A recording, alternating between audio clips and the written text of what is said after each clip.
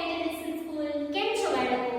આજે આપણે ધોરણ 3 વિષય હિન્દી એમાં આપણે પુનરાવર્તન કરીશું અને પુનરાવર્તન આપણા પ્રકરણ છે 4 થી 15. હવે આ વિડિયોમાં આપણે પ્રશ્ન 3 નું પુનરાવર્તન કરીશું. જે પ્રશ્ન 3 ની સૂચના છે ઉચિત શબ્દ ચુનકર નામ लिखो. એટલે કે તમારે કૌંસમાં નામ આપ્યા હશે અને એની નીચે ચિત્ર હશે તો ચિત્ર તમારે જોવાના છે અને ઉપરની કૌંસમાંથી એના સાચા નામ તમારે નીચે ખાનામાં લખવાના છે. સમજાઈ ગયું ને બધાને? તો આજે હું તમને એ પ્રશ્નનું પુનરાવર્તન કરાવીશ. ઉચિત શબ્દ ચુનકર નામ लिखो. તો અહીંયા તમને કૌંસમાં નામ આપ્યા છે, નીચે ચિત્ર છે, તમારે ચિત્ર જોવાના છે અને કૌંસમાંથી નામ શોધીને નીચેના ખાનામાં તમારે નામ લખવાના છે. તો આ પહેલું ચિત્ર સારું છે, આમ. તો તમારે આ ખાનામાંથી શોધવાનું છે કે આમ ક્યાં લખ્યું છે. જ્યાં તમને દેખાય ત્યાં નીચે લીટી કરવાની અને એનો જવાબ લખવાનો આમ.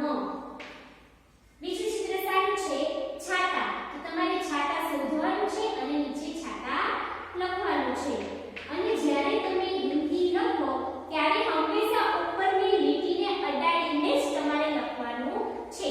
ત્યાર પછી સારું ચિત્ર છે, ત્યાર પછી ચિત્ર છે નામ.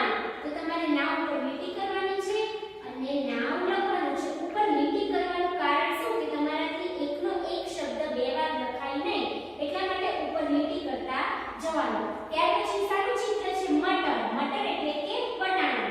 તો ઉપરની લીટીને અડાડીને લખવાનું મટર.